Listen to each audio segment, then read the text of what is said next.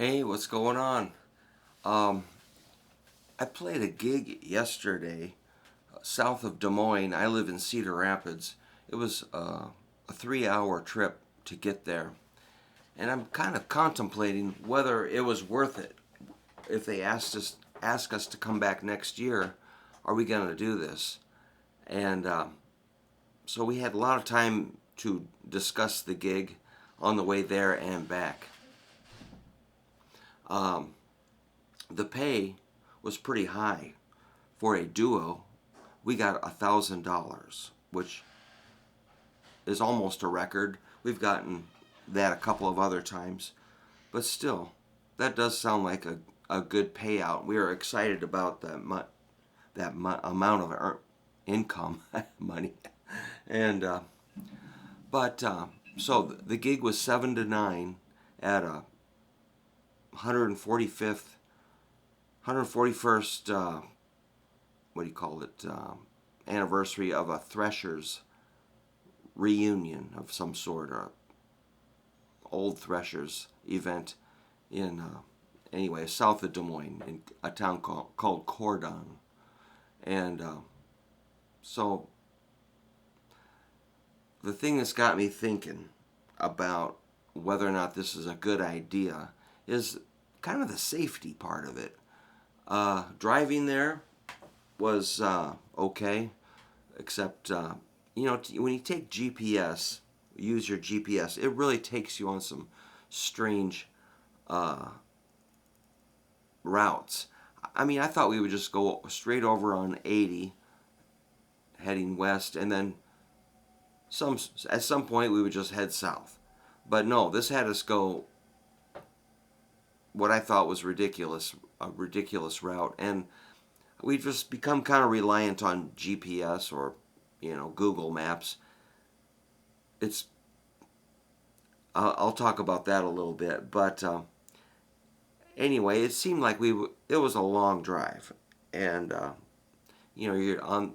It takes you through these kind of winding roads and hilly roads and small roads when I just want to go on the interstate. But anyway, we've become overly reliant on navigation and trying to fumble with Apple Play and Google Maps and whatever and sync it up with your screen is kind of kind of annoying, but somehow we got there, and it was really hot, of course, just one of the hottest days of the year, and we managed to set up and get a sound check, and we were getting some sort of bass kind of rumbling, howling feedback. Wasn't howling, but it was a resonant sound. It wasn't great, so we really couldn't turn up as loud as we normally. Well, we don't turn up very loud, but it was kind of the sound wasn't as good as it usually is for us. Because we were in like a band shell, like with a slanted roof and a slab, and we're up elevated, and it was kind of a low roof, so I think something with the physics of that was making the bass kind of ideal conditions for sort of a weird feedback. So we really didn't turn up very loud. Well, the crowd, it looked like nobody was going to be there, but they did come for us. These people seem to know what we do. We play 50s rock and roll, and there was bleachers that they could have sat on, but instead the people sat way back behind the bleachers in the shade. The whole place was shady, but they were way back, and I could see them going like this, like, what? Turn it up. And I said on the mic, if you want to hear us louder, come forward. If we're too loud, go back. You control, but they stayed way, way, way back. And, we did get a nice round of applause out of, after every song. I counted about 150 people listening to us. That's a pretty good sized crowd for a duo, for a small gig. Every gig I do is small, by the way, but so we were pretty tired. It was just, we're soon just, what do you call it, saturated with sweat and grease and just absolutely gross. And, it was whatever. We can handle that. At least we weren't in the sun. So anyway, we got a few tips. We got about $70 in tips for 150 people. That's not a lot. A lot of ones and fives. That's fine. We appreciate it. But that actually probably covers fuel for we borrowed my wife's RAV4 hybrid. And so, so anyway, we talked to a couple of people, and they were friendly, but it's kind of a low energy crowd. That's all right. Whatever. We don't expect, a mosh pit or anything. But one guy, we did get a request for the Auctioneer song, and then the guy proceeded to sing it for us, and that's always kind of strange and wonderful, dealing with people. We do enjoy it, but it's always an awkward experience. We got a request for a lady wanted to hear Blue Suede Shoes, so what she really meant was she wanted to hear some Elvis, which we played some Elvis Presley for her. But anyway, the crowd remained seated pretty much, except there was a group of young kids that were kind of jumping, tumbling, dancing pretty well, just kind of having fun. So overall, it was kind of a mediocre experience, I guess. Then comes, then we loaded up again, saturated in sweat and everything.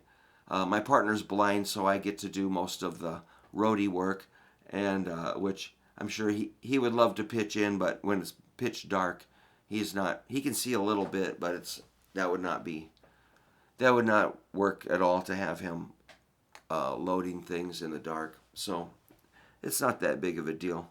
So the drive home, that's where it gets interesting. You're starting to see raccoons on the road, possums, deer. You're hitting a lot of bugs on your windshield. And of course, there's detours, and there's now Google or whatever, Apple Play or whatever those maps are, they're taking us a different route home. And I said this time, I'm just going to go straight north to the interstate and head east. Well, of course, the bridge was out, so again, more, 55-mile-an-hour roads that went on and on and on until we could finally hook up with the interstate.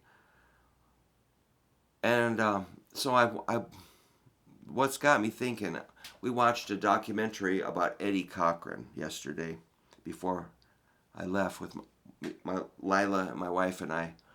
And he died in England in a car crash. And he was real paranoid about Buddy Holly. He was friends with Buddy Holly. And after Buddy Holly died, he was kind of spooked about touring. And when at the end of the show, it was like, now I'm spooked about touring. This is not safe. So I started thinking, I've done this since I was a teenager. Drive all night in. We used to play till 1 in the morning in small towns and drive, 70 miles in the dark, whatever, and think nothing of it. Get home at 2 or 3 in the morning.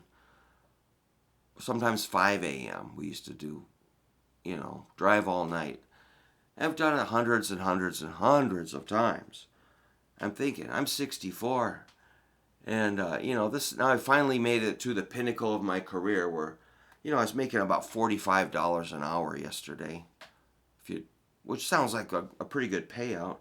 If I sit and teach, I make 70.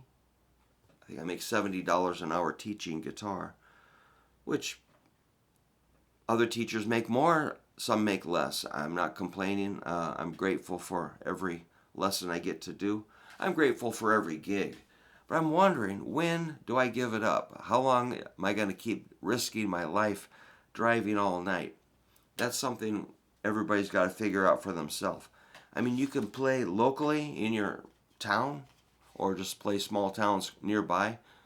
That's cool. But something about the lure of getting out and driving, making a little more money, having a bigger day. We used to do like 3 of these in a row on a weekend, Friday, Saturday, Sunday. But now my partner said, no more 3 in a row. And I'm like, well, what do you mean? But now I'm like, I agree. That's smart. So Trevor, he's a really good partner to perform with. So I'm just contemplating, when do you hang it up? What should I do? Should I keep going? Uh, what do I do? If I stay home, what will I do? Probably clean the house, do whatever my wife tells me to do. Move that bucket 2 inches over that way. Reach for this. Put that basket over there. It's a kind of fun to follow instructions, but I kind of like getting out of the house. So these are things I'm trying to figure out. I suppose everybody's got to figure this out. And, an idea, we could have got a hotel last night. Probably cost $100. We don't really want to sleep in the same room together. I snore. He doesn't like that. Trevor's got his own health concerns where he needs to get home. Who knows what the room would be like. You get in these hotel rooms and instantly you smell something that's like that musty mold smell. You go into a hotel room, it's like, ugh, chemicals. A hotel is not that fun for me, but every once in a while we get a good room. But yeah, we usually opt to drive home when we can. If it's usually within 100 miles or 200 miles. We've even driven, 400 miles. Just go play a gig, turn around, come back, or Chicago and back. We always come back when we can. But I suppose smart people get hotels, but we're not really making that much money. And plus it would, you get up the next day and drag your ass out of there, and then the next day is wasted. I like to get home. So these are things everybody's got to kick around, I suppose. And, some musicians are going to be at a higher level of pay and some might be lower. I'm just still small time. So, I never aspired to be, get a record deal, even though I've got one now. Or try to, chase big time, whatever, big time rock star business. It's just that job I knew that job would never exist for me.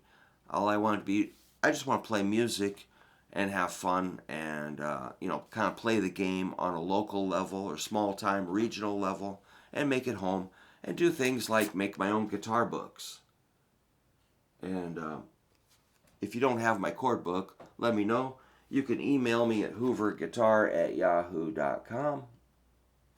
I'll send you one. But yeah, we obviously make records. We've got one pending. We do shirts. We do, some of our songs appear in movies and TV shows. And, we collect money from streaming. Spotify, we get, a few pennies a day from Spotify. It's hilarious. So, we're playing the game and I'm making a living, but just contemplating the safety part of it. And, I suppose maybe it's time to wind it down just a little bit if I can, but it's kind of hard to do that. So that's what we have to figure out. Play less, maybe go on more vacations. That would be cool. Travel with my wife safely. So these are things everybody's got to face at some time in their life. Do I need to keep hacking away at this endeavor, or can I get some rest? And obviously I'm very tired. I am completely exhausted. And but we're gonna try to go hiking today at like a prairie preserve so we can see some remnants of native prairie, which there's very little remaining in Iowa, just a tiny bit. So we're really into that. We're gonna go, look at native plants and see what kinds of pollinators are flying around, and get in a few steps. So we try to live a healthy lifestyle while rocking out, So most of my friends or my best friends that I played with are dead. They died from alcohol, and alcohol killed them, or they had to retire. So I'm the last guy of my peer group that's still rocking. There's a couple guys that are still alive, maybe three, but everybody else quit or died. So I'm kind of like doing it to be stubborn to see if I can keep going. But we've got more videos planned, more records pending. I got a record in the can. I'm just kind of finishing for myself. What else? Compilations, reissues. We've got releases. We've got new shirts and merch and this and that. So it's kind of fun to be, that level. Locally there's not many bands in our area putting out their own vinyl and that have a label. There's some really successful groups around here, but I really don't have much interest in our local music scene as far as the cover bands and stuff and the jams. They have a lot of open jams. It's like, man, if I'm not gigging, I don't want to come and play a bar for free playing weird cover songs I have no control over. With I don't dislike my local guys, but it's just not anything. There's nothing there for me really. So I just kind of do my own gigging and stay home when I'm not gigging, I guess. So anyway, I just wanted to kind of ramble a little bit, and I thought maybe it might reveal some, ways to think about this, or just wanted to share my perspective on gigging at age 64. Well, I'm 63, but I'll consider myself 64 because it's coming up. But it's just kind of funny to be still at it. I still feel like I did when I was 15, 16 years old. I just want to play some power chords, some bar chords. I want to try to play a lead and not fall flat on my face. I'll try to sing, try to play a gig where people don't, trying to get some, attention from strangers. Please like me. That's what I'm trying to do. That's my motivation. So that's pretty sick. So maybe it's time to just kind of calm down, play a few less gigs. And so next year, if they want us to come down there and play, $1,000 sounds like a lot. I think we're going to say, like, hey, 1,500, man, cough it up.